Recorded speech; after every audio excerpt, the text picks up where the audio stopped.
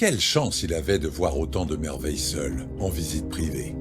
Des merveilles dérangeantes comme il les aimait, de celles qui cassent les modes et les conventions.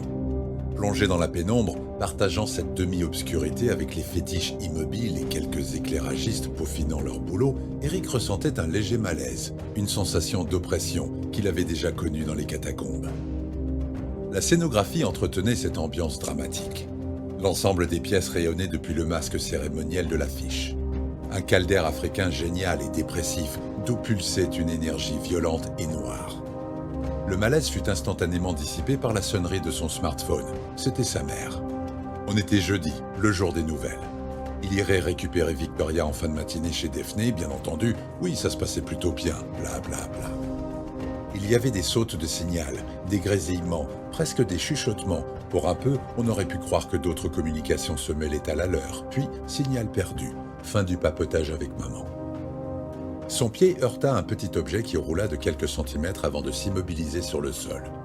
Eric se baissa, curieux. Un ouvrier avait dû égarer un boulon, un truc, il le donnerait à Aurélien tout à l'heure.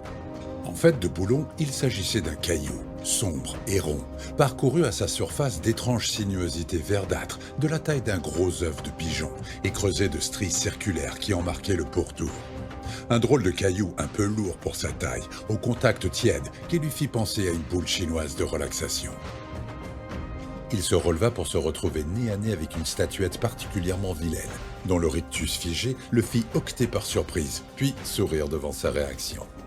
C'est à cet instant que la limace amibiale attaqua.